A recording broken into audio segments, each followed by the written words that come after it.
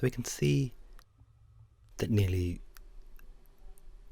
had nearly $300 million in liquidations in the last 24 hours. That's nearly 50,000 people. In fact, we can see over here, that's up 40%. Last time, we were looking at the stock to flow model. I was commenting on using this, the variance part of the plot. So we'd want to buy when it was low here and maybe trim or sell in the red zone. Another way that stock to flow is used is with these colors. So you can see that we start off as blue, it goes to kind of golden colors, yellow, green, and so on. Actually, I saw this version first. So you have the halving cycle, roughly 4 years. And you have the legend over here. So these are the number of days until the next halving.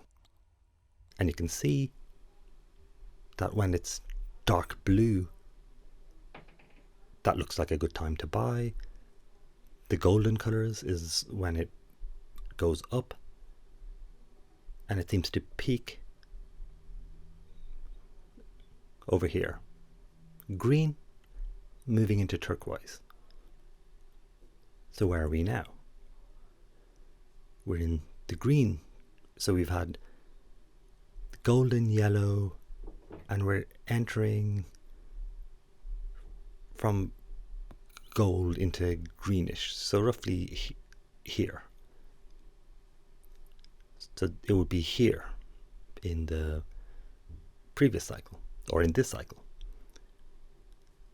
or over here in the previous cycle. So the idea being that we're expecting the boom to come.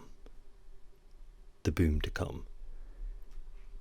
If it behaves like it has before. And if anything, the technology behind Bitcoin is far more established now than it was back here, when people really didn't know what was going to happen, whether it was all going to crash, whether it was going to be worth nothing. There was so much uncertainty back here when the price of Bitcoin, as you can see, is less than $0.1. Here you have it. One Bitcoin was 6 cents. Imagine if you had some back then. So I just wanted to comment on the coloring, which a lot of people, and this is, as I said, the version of stock to flow that I saw first, where the colors were stressed as opposed to, the variance band. And again, using the colors, we can see we're roughly in the middle of the range. We're kind of more here, where the peak should be around about there, when it's dark blue. So that again matches with the moving averages picture, but it also looked like it was a good time to buy. Now the pi cycle is one of the, if not the leading method for trying to get out near the top, because it shoots up at the top. I was more aware of Bitcoin around about here. I have some videos on it on this channel, and it was just shooting up higher and higher and higher. It was suddenly 3,000, 5,000, 8,000. Where was it heading? When was the right time to sell? When it peaked, I think of nearly 20,000, 19,000 or something. you would have thought that it was going to go to 40, 50, maybe 100,000. So you'd be actually buying even more, since that had been the strategy, or that's a strategy that had been working so far. So you would have bought loads over here, expecting it to go to 100,000, and there were many articles talking about it going to 100,000. I think I looked at one. So you would have bought, expecting it to go to 100,000, dreaming of what you were going to do with all that money, when in fact the price fell and didn't shoot up again. It fell and fell and fell. So be aware of that. Even though I'm very bullish, I'm expecting it to go up, know that you can always persuade yourself that it's going to go up. And in fact, in my bullish mood, I expect even though it goes down, if you hold on to it, it keeps going up. And there are many reasons to expect that it's going to end up a lot higher. So if you're comfortable with that, and if you're comfortable with your money being locked up for a longer period of time, then there's not as much to worry about. The concern is if you're leveraged. So if you just bought some Bitcoin, it doesn't really matter even if it falls a lot, because if you're holding it, believing the long-term story that in 5-10 years it's going to be worth millions, then who cares about, oh, it fell 20% today, oh, it's gone down. Yeah, it's gone down, but Amazon went down a lot, many times, as it shot up to be probably, or one of the largest companies in the world, valued in the trillions. So it depends on what your situation is. But be warned, there's a whole new level of danger when you're leveraging. And going back, to the liquidation part, Bybit is a derivative exchange, and they offer high leverage. So no one's going to stop you from betting 10, 20, 30, 40, 50 times, even 100 times the money that you have. If you do that, even if you just have a couple of percent dip, you're liquidated. So that's why I think Bybit was very high in the liquidation table. You really have to look after yourself. So yes, it's great on the upside. You could make a fortune, but you could very easily lose it. So you have to try and choose what you're looking for. Remember, this is the best performing asset in history. So if we're talking about doubling, actually increasing your wealth by orders of magnitude, just by owning Bitcoin, without leveraging or doing anything fancy. So why is that not enough? If you try and leverage, you're looking for even more. Where does it stop? My approach would more be to trade. So yes, Bitcoin is going to go up a lot, but if you have a model like this, and if instead of just holding, you sell when we're over here, when we're near a peak. Sorry, the dark blue is when the price is low. So this is the peakish price. If we sell about here, we can buy back 3, 4, 5 times the amount of Bitcoin that we had over here when the prices collapsed by 85%. That's roughly what's happened in the last 2 cycles. So we could be looking for, again, an 80 to 90% fall from the peak. That's more attractive to me, to basically look to sell at the peak, roughly.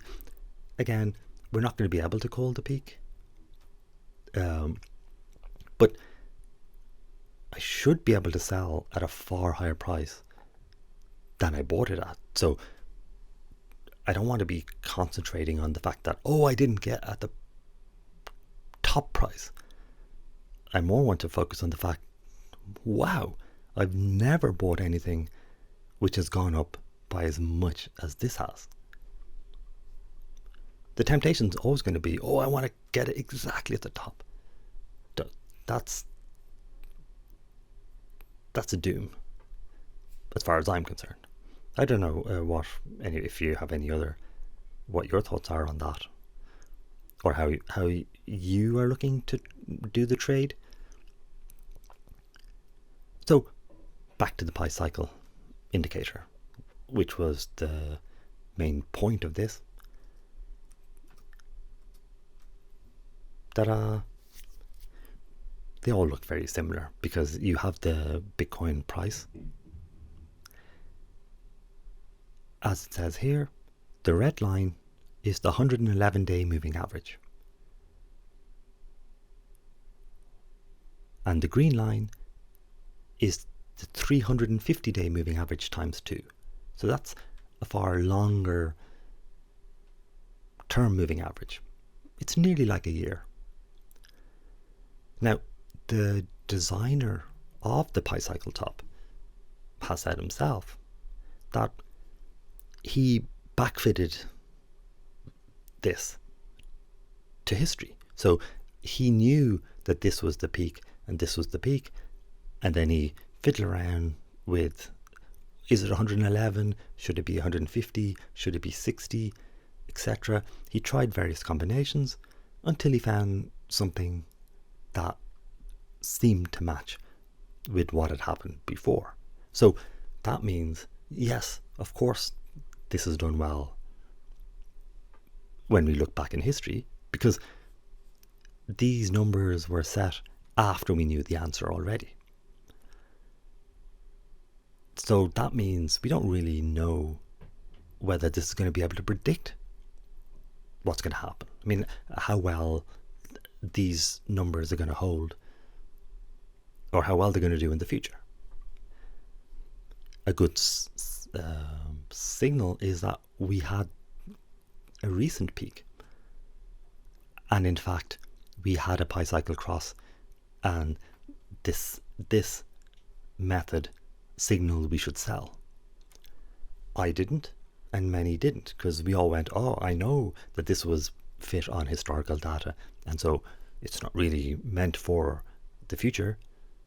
But if we'd used it, we would have got in, we would have sold at very near the peak.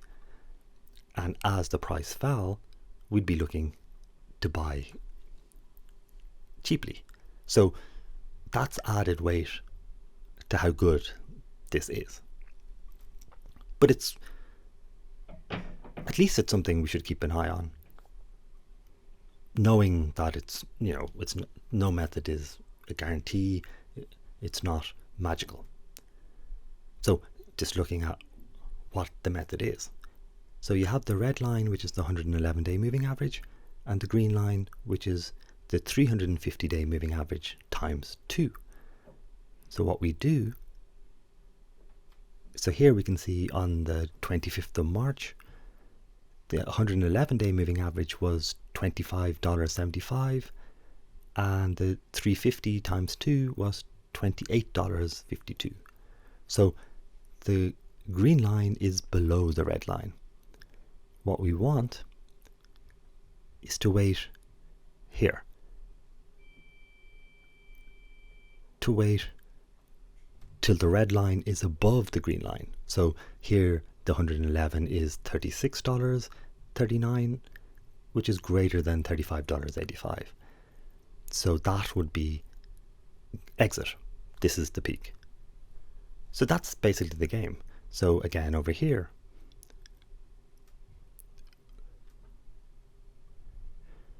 111 is 181, which is below 211. We keep going. There. Nope. It's a touchpad, so I don't have that good resolution. There. No. It's nearly 28th of March.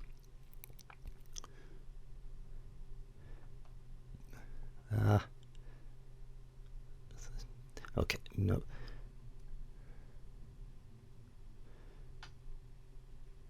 There. Okay, so 2nd December, the 111-day moving average is 283, which is higher than the green line. And you can see that the price is very much near the top. So that's a very good exit. So that's the pi cycle top indicator. We're looking for when the red line goes above the green to exit, and that seems to do pretty well. So if, say, over here, it's not exactly the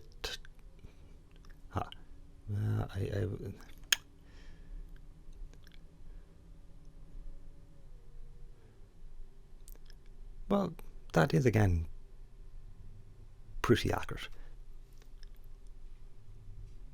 So this is far better than, say, using the 2-year moving average model or the stock to flow model. Next time, we're going to look at another model known as the Pule multiple. See you then.